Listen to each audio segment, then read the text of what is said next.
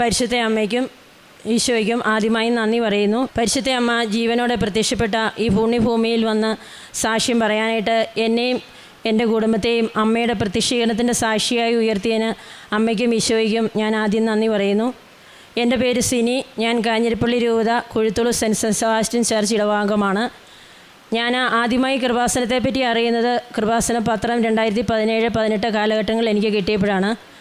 പള്ളിയിൽ ചെല്ലുമ്പോൾ തരുന്ന വ്യക്തികളിൽ നിന്നാണ് ഞാൻ കൃപാസനത്തെക്കുറിച്ച് അറിഞ്ഞത്. അതിനുശേഷം ഉടമ്പടിയെക്കുറിച്ചോ ഉടമ്പടി ജീവിതത്തെക്കുറിച്ചോ ഒന്നും എനിക്കങ്ങനെ കാര്യമായി ബോധ്യങ്ങളൊന്നുമില്ലായിരുന്നു. അതിനുശേഷം 2023 എൻ്റെ സഹോദരി എന്നോട് പറഞ്ഞു, നമുക്ക് ഡിസംബർ മാസത്തെ കൃപാസനത്തിൽ പോയി ഉടമ്പടി എടുക്കാമെന്ന് പറഞ്ഞു. നമുക്ക് മെറിറ്റുള്ളപ്പം നമുക്ക് ദൈവത്തെ അന്വേഷിക്കുക അല്ലെ ഉടമ്പടി എടുക്കുക, അതിൻ്റെ ഒരു ബോധ്യം എനിക്കന്ന് തോന്നിയില്ല. കാരണം നമ്മുടെ മെറിറ്റാലെല്ലാം നടക്കും എന്നുള്ളൊരു ബോധ്യമായിരുന്നു അന്ന് എനിക്കുണ്ടായിരുന്നത്. അപ്പം നമ്മുടെ മെറിറ്റ് നഷ്ടപ്പെടുന്ന ആ സമയം തോന്നിയപ്പം നമുക്ക് രക്ഷിക്കാൻ ദൈവത്തിൻ്റെ കരങ്ങൾ മാത്രമേ ഉള്ളൂ, ഇനി സഹായിക്കാൻ ആരുമില്ല എന്നുള്ളൊരവസ്ഥയിലാണ് ഞാനിവിടെ വന്ന് 2023 ഡിസംബറിൽ ഉടമ്പടി എടുത്തത്.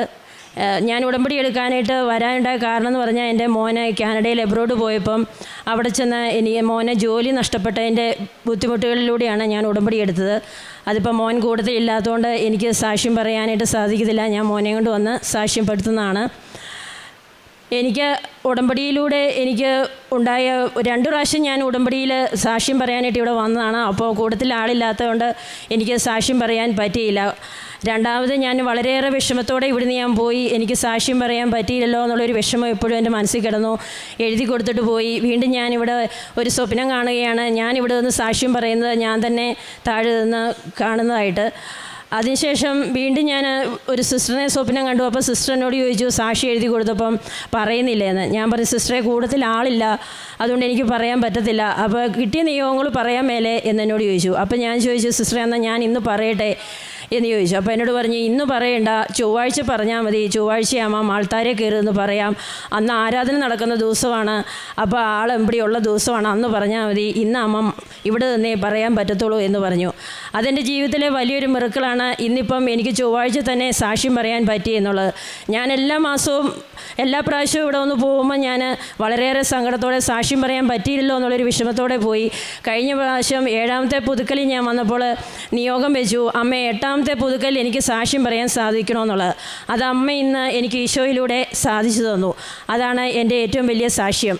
ഇനി എൻ്റെ ഉടമ്പടി ജീവിതത്തിലേക്ക് ഞാൻ വരാനുണ്ടായ കാര്യങ്ങളെന്ന് പറഞ്ഞാൽ, സാക്ഷ്യം പറയാൻ എന്നെ കൂടുതലായിട്ട് തോന്നിപ്പിച്ചത് മാർച്ച് 4 ഒരു സാക്ഷ്യം എല്ലാവരും കേട്ട് കാണും. ഒരു മകൾ ഇവിടെ വന്ന് സാക്ഷ്യം പറഞ്ഞു. ആ മകളുടെ മാന് പിന്നെ അഡിനോയിഡിൻ്റെ അസുഖം ഉണ്ടായി കഴിഞ്ഞപ്പം ആ മകൾക്കൊരു വചനം കിട്ടി. വിളക്ക് കൊളുത്തി, ലൂക്ക 8:16.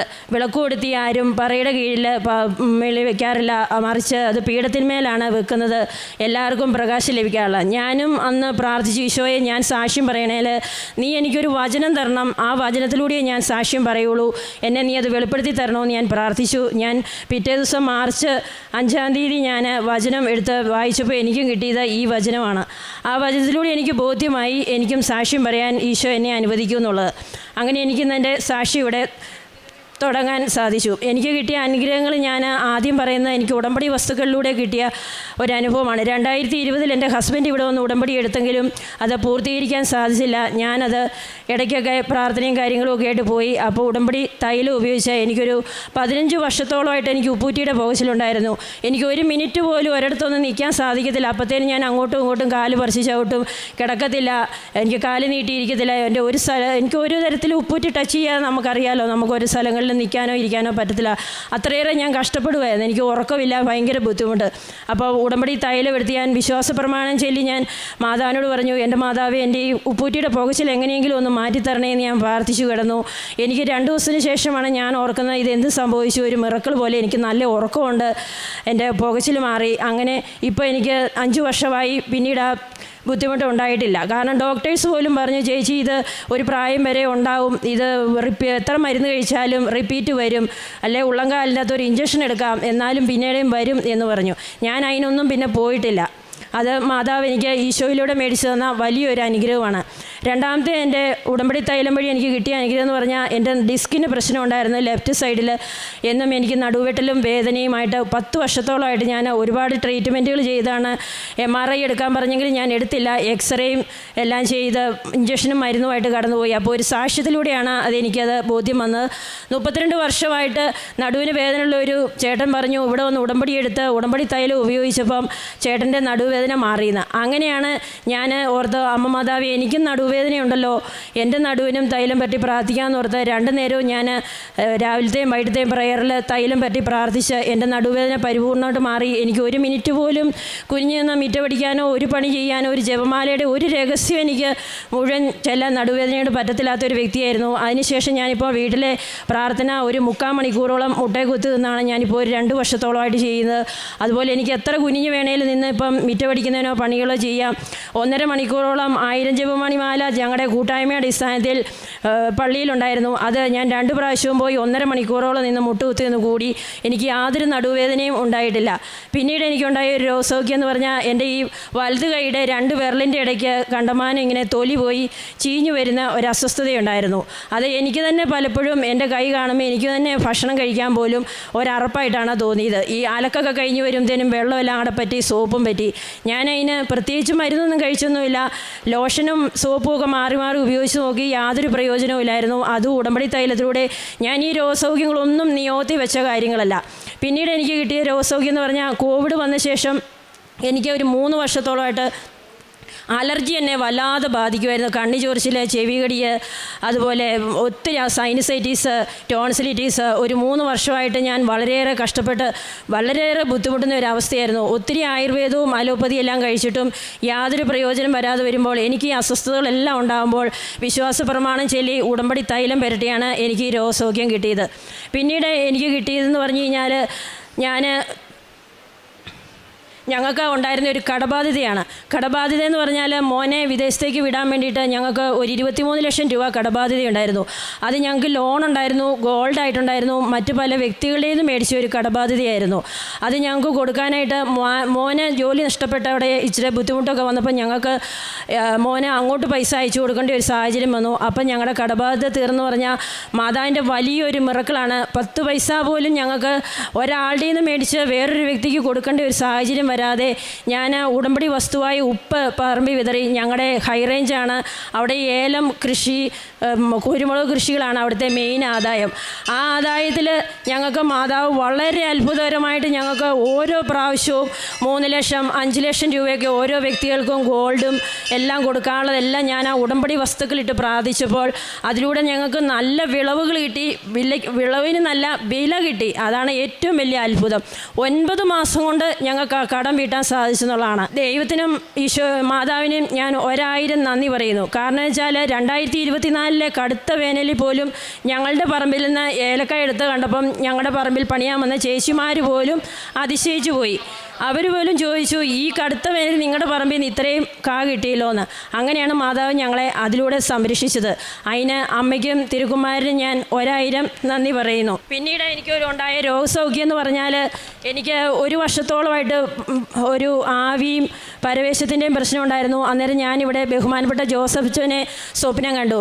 അച്ഛൻ എൻ്റെ തൊണ്ടയിൽ കൈവച്ച് പ്രാർത്ഥിക്കുന്നു. എന്നോട് ചോദിക്കുന്നു, ഭയങ്കര ചൂടാലേ? ഞാൻ പറഞ്ഞു, അച്ഛാ എനിക്കിങ്ങനെ ഭയങ്കര ആവിയും ഉറക്കമില്ലായ്മയും വളരെ ഒരു അസ്വസ്ഥതയുണ്ടെന്ന്. അപ്പോൾ ഒരു ഡോക്ടർ ചോദിക്കുന്ന രീതിയിൽ അച്ഛൻ എന്നോട് ചോദിക്കുകയാണ്, മോളെ ഇതിൻ്റെ ആരംഭം എന്നാ തുടങ്ങിയേ? അപ്പോൾ ഞാനിങ്ങനെ അച്ഛനോട് അതിനെക്കുറിച്ച് പറയുന്നു. ആ സ്വപ്നത്തിലൂടെ എനിക്ക് ആ രോഗസൗഖ്യം കുറഞ്ഞു കിട്ടി. പിന്നീട് ഇതേവരെ ഉണ്ടായിട്ടില്ല. പിന്നെ എനിക്ക് കിട്ടിയൊരു അത്ഭുതം എന്ന് പറയാൻ, ഡെയിലി ബ്രെഡിൽ ഞങ്ങൾക്ക് ഒരു ഉൽപ്പന്നം വിറ്റഴിച്ചിട്ട് വേണമായിരുന്നു, ഏലക്കായായിരുന്നു, അത് വിറ്റിട്ട് വേണമായിരുന്നു ഞങ്ങൾക്ക് വേറൊരാൾക്ക് കടം മേടിച്ച് പൈസ കൊടുക്കാൻ. അപ്പം ഇന്ത്യയും പാകിസ്ഥാനും തമ്മിലുള്ള യുദ്ധം വരുന്ന സമയത്ത് ഞങ്ങൾക്കത് വിൽക്കാൻ എന്ത് ചെയ്താൽ സാധിക്കുന്നില്ല. അപ്പോൾ രാവിലത്തെ ഡെയിലി ബ്രെഡിൽ ഞാനിത് അലമാരിയിൽ ഇതിൻ്റെ ഒരു ചെറിയ പാക്കറ്റ് എടുത്ത് ഞാൻ അച്ഛന് നമ്മളോട് പറയുകയല്ലേ നമ്മുടെ ഡോക്യുമെൻറ്റ്സ് എല്ലാം എടുത്ത് പ്രാർത്ഥിക്കാൻ. ആ സമയത്ത് ഞാനിതെടുത്ത് ഇങ്ങനെ പ്രാർത്ഥിച്ചേച്ച് ഞാനിത് അലമാരിയിലോട്ട് തിരിച്ചുകൊണ്ട് വെക്കാൻ തുടങ്ങി. തുടങ്ങിയപ്പം ബഹുമാനപ്പെട്ട ജോസഫച്ചൻ പറയുകയാണ്, എന്തോ ഒരു ഉൽപ്പന്നം വിറ്റഴിക്കാനായിട്ട് ബുദ്ധിമുട്ടുന്നവരെ കാണിക്കുന്നുണ്ട്, അത് ഒരുപക്ഷെ വിറ്റിട്ടായിരിക്കാം അവരുടെ കടബാധ്യത തീർക്കുന്ന.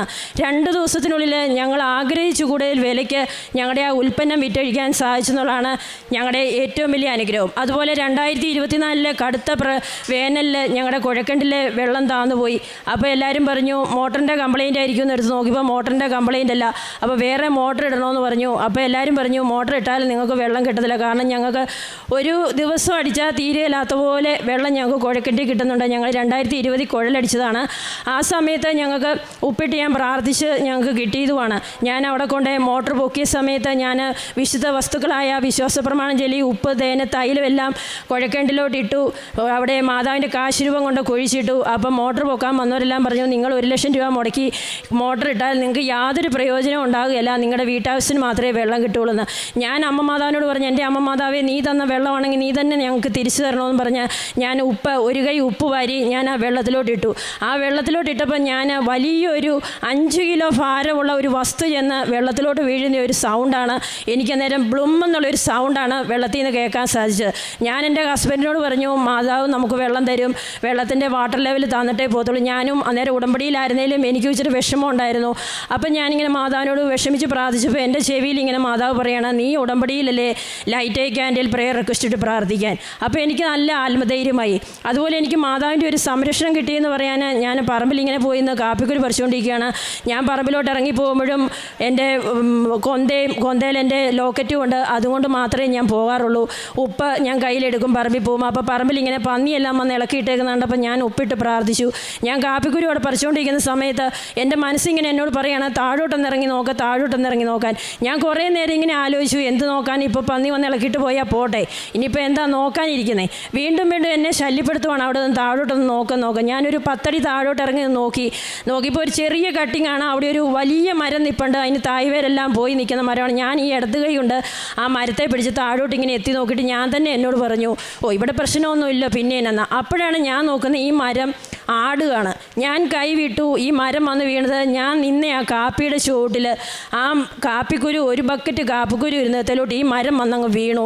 അതിൻ്റെ അറ്റം മാത്രം ഞാൻ വീട്ടിലെടുത്തുകൊണ്ട് വന്നപ്പോൾ എല്ലാവരും കണ്ടിട്ട് പറഞ്ഞു, ഇത് തന്നെ ധാരാളം എൻ്റെ ജീവൻ പോകാനെന്ന്.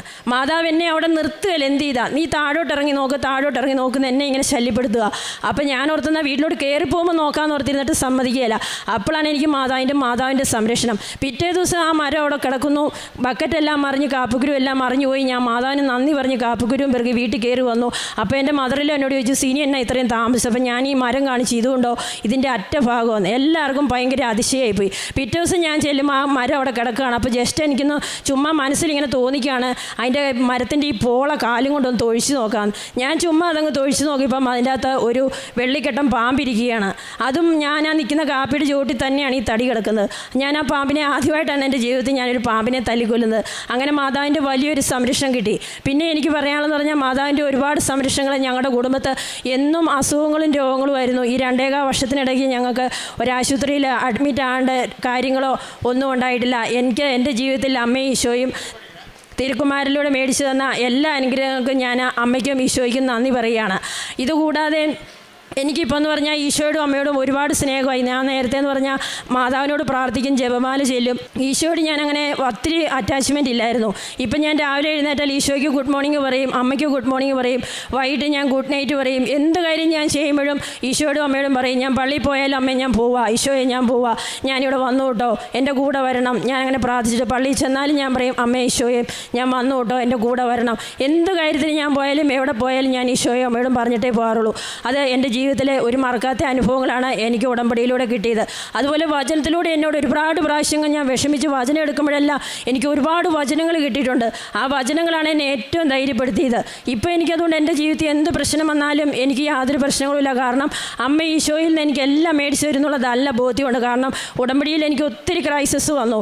ആ ക്രൈസിസിലൊക്കെ ആദ്യമൊക്കെ ഞാൻ ഇച്ചിരി തളർന്നു. പക്ഷേ ബഹുമാനപ്പെട്ട ജോസഫച്ചൻ എപ്പോഴും പറയും, മക്കളെ നിങ്ങളുടെ നിയോഗങ്ങളല്ല പ്രാധാന്യം, അത് നിങ്ങൾ അമ്മയ്ക്ക് വിട്ടുകൊടുക്കുക. ആ നിയോഗങ്ങൾ നിങ്ങൾ അമ്മയ്ക്ക് അമ്മയ്ക്ക് വിട്ടുകൊടുത്തിട്ട് എപ്പം നിങ്ങൾ ഉടമ്പടിയിലേക്ക് വരുന്നോ അന്നേ നിങ്ങളുടെ നിയോഗങ്ങൾ നടക്കുകയുള്ളൂ. അല്ല നിങ്ങളുടെ നിയോഗങ്ങളും കൈ പിടിച്ചുകൊണ്ട് നടന്നാൽ നിങ്ങൾ നിബന്ധനകൾക്ക് പ്രാധാന്യം കൊടുക്കാൻ എന്നെ അത് ബോധ്യപ്പെടുത്തി. ഞാൻ കാരുണ്യപ്രവൃത്തികളും പ്രേക്ഷിത പ്രവർത്തനങ്ങളും കൂടുതലായിട്ട് ചെയ്തു. ഇപ്പോൾ എനിക്ക് ഒത്തിരി ബുദ്ധിമുട്ടുകളുണ്ട്.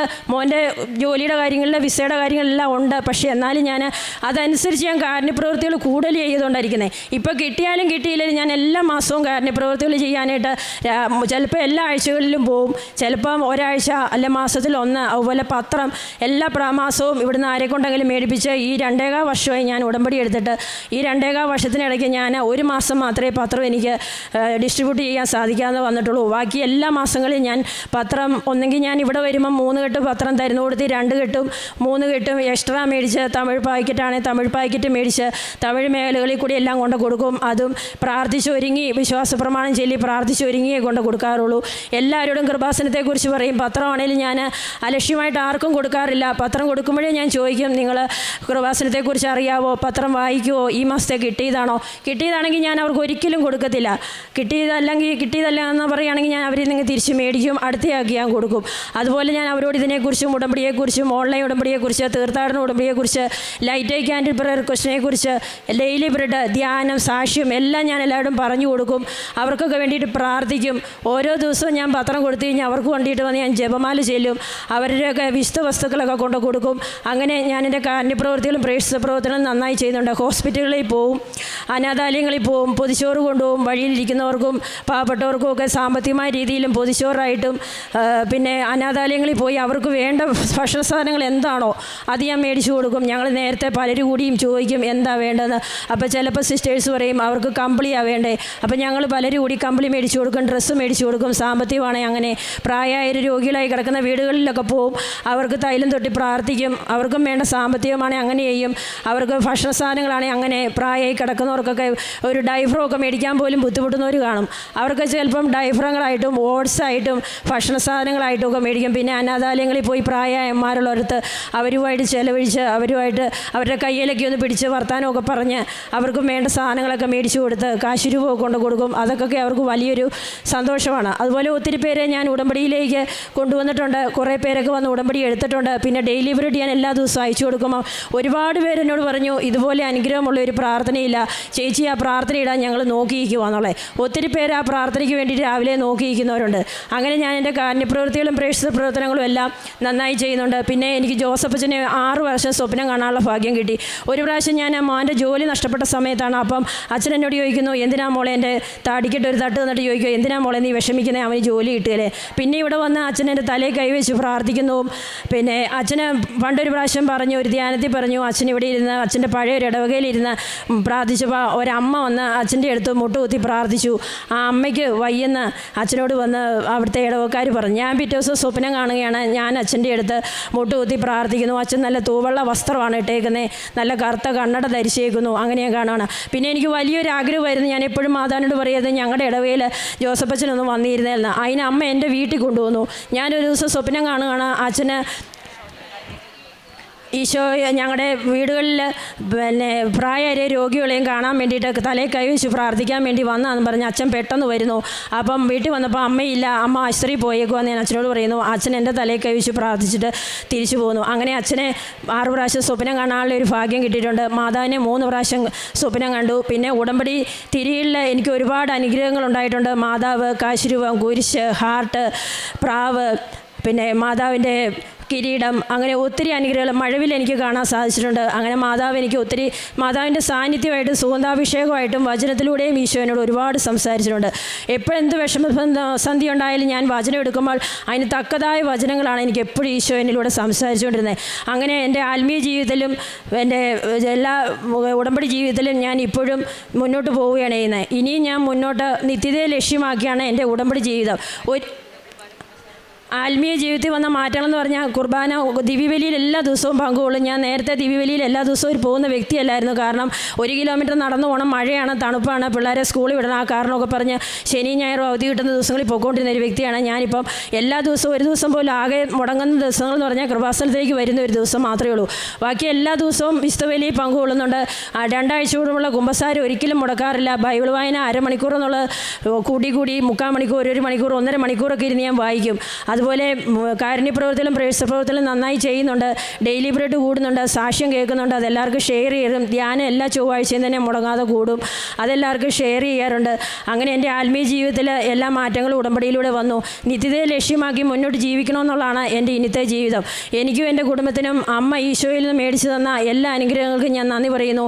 എനിക്കിനിയും എൻ്റെ മോനെയും കൊണ്ട് ഇവിടെ വന്ന് ഞാൻ തീർച്ചയായിട്ടും വന്ന് സാക്ഷ്യം പറയുന്നതാണ്. താമസം വന്നാൽ ഞാൻ വന്ന് സാക്ഷ്യപ്പെടും. അമ്മയെ ഞാൻ മഹത്വപ്പെടുത്തും. എനിക്കും എൻ്റെ കുടുംബത്തിനും ഈശോയും അമ്മയും കനിഞ്ഞു തന്ന എല്ലാ അനുഗ്രഹങ്ങൾക്കും ഞാൻ ഈശോയ്ക്കും അമ്മയ്ക്കും ഒരിക്കൽ കൂടി നന്ദി പറയുന്നു. വിശ്വാസത്തോടെയുള്ള പ്രാർത്ഥന രോഗിയെ സുഖപ്പെടുത്തുന്നു. കർത്താവ് അവനെ എഴുന്നേൽപ്പിക്കും. മർക്കോസിൻ്റെ സുവിശേഷം 5-ാം അധ്യായം 15-ാം വചനം. കർത്താവാണ് നമ്മെ ഉയർത്തുന്നവൻ. രോഗമായാലും ബലഹീനതകളായാലും മാനസിക തകർച്ചകളായാലും കടബാധ്യതകളായാലും എന്ത് ബുദ്ധിമുട്ടായാലും ദൈവം നമ്മെ ഉയർത്തുന്ന ഒരു ദൈവമാണ്. ശാരീരികമായി മാത്രമല്ല, ആത്മീയമായി ഉയർത്തുന്ന ഒരു ഇന്നത്തെ പദ്ധതിയാണ് ഉടമ്പടി. ഉടമ്പടി പ്രാർത്ഥനയിലൂടെ ആത്മശുദ്ധിയും ദൈവസമാധാനവും ദൈവസാന്നിധ്യവുമാണ് ഉടമ്പടി മക്കൾ അനുഭവിക്കുന്നത്. ദൈവത്തിൻ്റെ കരുണയാണ് നമ്മെ ആത്മീയമായി സുഖപ്പെടുത്തുന്നത്. കൃപാസനം അമ്മയുടെ മധ്യസ്ഥതയിലൂടെ പരിശുദ്ധ അമ്മ പ്രത്യക്ഷപ്പെട്ട ഈ സന്നിധിയിൽ വന്ന് പ്രാർത്ഥിക്കുമ്പോഴാണ് അനേകായിരങ്ങളുടെ രോഗശാന്തികളുടെ സാക്ഷ്യങ്ങളും കുടുംബ പ്രശ്നങ്ങളിലെ സമാധാനം ലഭിച്ചതും ജോലി ലഭിച്ചതും ആത്മീയമായി പുതുക്കപ്പെട്ട ഒരു ജീവിത സാക്ഷ്യങ്ങളുമാണ് നാം ഓരോ സാക്ഷ്യത്തിൽ നിന്ന് നമുക്ക് വെളിപ്പെടുത്തി തരുന്നത്. പരിശുദ്ധ അമ്മ നമ്മെ പഠിപ്പിക്കുന്നതും വിശ്വാസത്തോടെ ഈശോയോട് ചേർന്ന് നിൽക്കാനും പ്രാർത്ഥനയിൽ ഉറച്ചു നിൽക്കാനും ദൈവത്തിൽ പൂർണ്ണമായി ആശ്രയിക്കാനുമാണ്.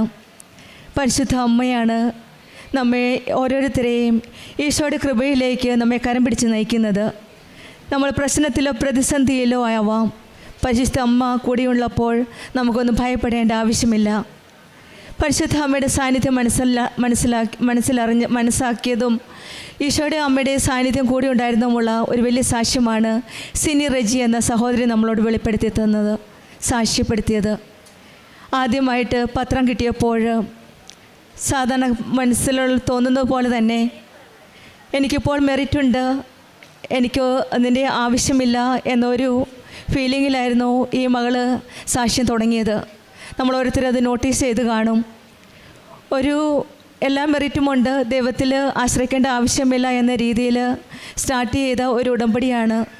ഇന്ന് 7 പ്രാവശ്യം പുതുക്കിയിട്ട് 2.5 വർഷത്തോളം ഉടമ്പടി ജീവിതം നയിച്ച ഈ സഹോദരിയുടെ അവസാന വാക്കുകളും സാക്ഷ്യം പറഞ്ഞു നിർത്തിയത് നമ്മൾക്ക് നോട്ടീസ് ചെയ്ത് കാണും എങ്ങനെയാണ് എന്ന്. ഈശോയും അമ്മയിലും കൂടുതൽ അനുഭവിക്കുകയും കൂടുതൽ ചേർന്ന് നിൽക്കുകയും ചെയ്തപ്പോൾ ഈ സഹോദരിയുടെ ജീവിതത്തിൽ വന്ന ഓരോ മാറ്റങ്ങൾ, തുമ്മലും പിന്നെ സൈനസൈറ്റീസും അങ്ങനെ പല കോംപ്ലിക്കേഷൻസും ഹെൽത്ത് ഇഷ്യൂസ് ഉണ്ടായിരുന്ന ഈ സഹോദരി വീണ്ടും ഉടമ്പടി വസ്തുക്കളാണ് ഉപയോഗിച്ചത്. അതുപോലെ തന്നെ പുറംവേദനയ്ക്കും അതുപോലെ തന്നെ ജോസഫ് അച്ഛൻ്റെ ധ്യാനത്തിൽ അച്ഛൻ പറഞ്ഞതുപോലെ കല്ലിപ്പോ തടിപ്പോ പുറത്ത് തോന്നുന്ന ഒരു വേദനയുള്ള ഒരു വ്യക്തിക്ക് സുഖപ്പെടുന്നു എന്നൊരു വചനമാണ് അച്ഛനന്ന് പറഞ്ഞ് പ്രാർത്ഥിച്ചത്. അതുപോലെ തന്നെ അന്നത്തെ ദിവസവും സാധാരണ പോലെ ഓയിൻമെൻറ്റും തേച്ച് പ്രാർത്ഥിച്ചുകൊണ്ടിരുന്ന ഈ സഹോദരി പിന്നീട് ഉടമ്പടി വസ്തുക്കൾ മാത്രമായിരുന്നു ഉപയോഗിച്ചിരുന്നത്. അന്നത്തെ അച്ഛൻ്റെ ധ്യാനത്തിൻ്റെ സമയത്തുണ്ടായിരുന്ന രോഗസൗഖ്യമാണ് അന്നു മുതൽ ഇന്ന് വരെ ആ പുറംവേദന ഫീൽ ചെയ്തിട്ടേ ഇല്ല, അത് പൂർണ്ണമായിട്ട് സൗഖ്യപ്പെട്ടെന്നാണ് ഈ സഹോദരി സാക്ഷ്യപ്പെടുത്തുന്നത്. പിന്നെ സ്വപ്നത്തിൽ ഡോക്ടർ എന്ന പോലെയാണ് ജോസഫ് അച്ഛൻ ഈ മകളോട് സംസാരിച്ചത്.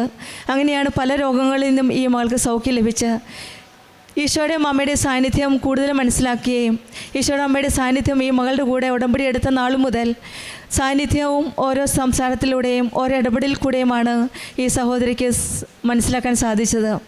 പിന്നീടുണ്ടായിരുന്ന ഒരു വലിയ കാര്യം 23 ലക്ഷത്തോളം ഉണ്ടായിരുന്ന കടബാധ്യതയായിരുന്നു. ആ കടബാധ്യതയിൽ നിന്ന് രക്ഷപ്പെടാൻ വേറൊരു മാർഗവുമില്ലായിരുന്നു.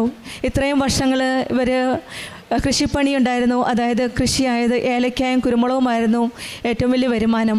പക്ഷേങ്കിൽ ആ വർഷം, അതായത് ഉടമ്പടി എടുത്തതിന് ശേഷം ഈശോയും അമ്മയുടെയും കൂടെ നിന്നുകൊണ്ട് വിശ്വാസ പ്രമാണം ചൊല്ലി ഉപ്പിട്ട് പ്രാർത്ഥിച്ചപ്പോഴാണ് ആ വർഷം അവർക്ക് നല്ല മെയിൻ ആദായത്തിൽ നിന്ന് നല്ലൊരു വിളവ് ലഭിക്കുകയും അവരുടെ എല്ലാ കടബാധ്യതകളും 9 മാസത്തിനുള്ളിൽ അത് കടം വീട്ടാൻ സാധിക്കുകയും ചെയ്തത്. Nothing is impossible for God. അസാധ്യമായ കാര്യങ്ങളാണ് നമ്മൾ ഓരോരുത്തരും ഉടമ്പടിയിൽ വെച്ച് പ്രാർത്ഥിക്കുന്നത്. ഭക്തിയോടെ വിശ്വാസത്തോടെ പ്രാർത്ഥിക്കുമ്പോൾ നമ്മുടെ ഓരോ പ്രാർത്ഥനയുമാണ് പരിശുദ്ധ അമ്മ, കൃപാസനം അമ്മ ഈശോയുടെ അടുക്കിലേക്ക് കൊണ്ടുപോകുന്നത്. അങ്ങനെയാണ് അസാധ്യമായി തോന്നിയ ഈ കടബാധ്യതയാണ് ഈശോയും അമ്മയും പെട്ടെന്ന് തന്നെ ഈ വരുമാനത്തിൽ കൂടെ വരുമാനം കൂട്ടിയാണ് ഇവർക്ക് ആ കടം വീട്ടാൻ സാധിച്ചത്.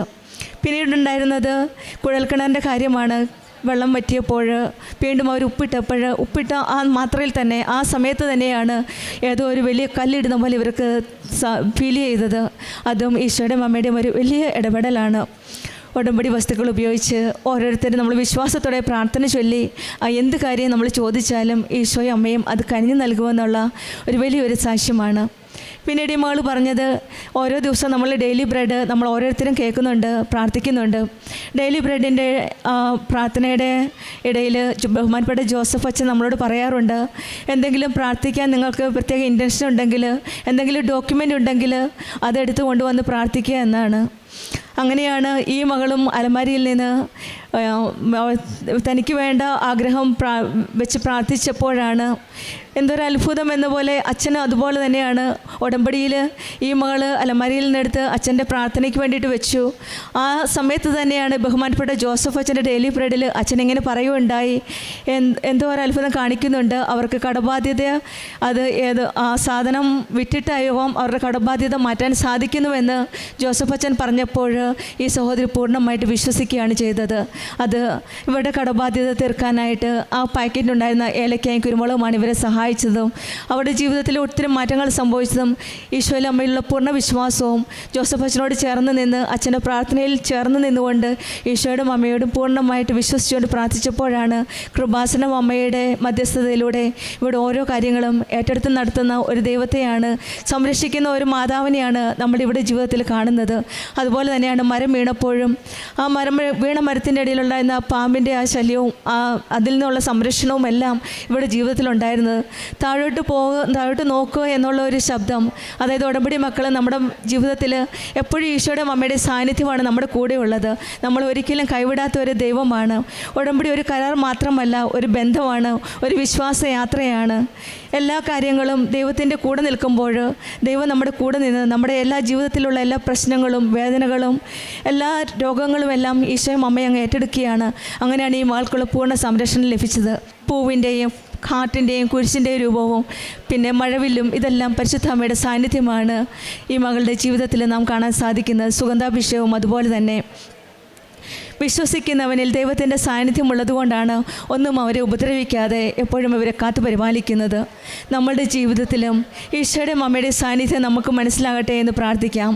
ഓരോ പ്രാവശ്യവും നമ്മൾ ഓരോ നിയോഗങ്ങൾ സമർപ്പിച്ച് പ്രാർത്ഥിക്കുമ്പോഴും ഒരുപക്ഷെ ഈ സഹോദരിയെ പോലെ തുടക്കത്തിൽ നമ്മൾ വിചാരിക്കാൻ നമുക്കെല്ലാം മെറിറ്റുമുണ്ട്.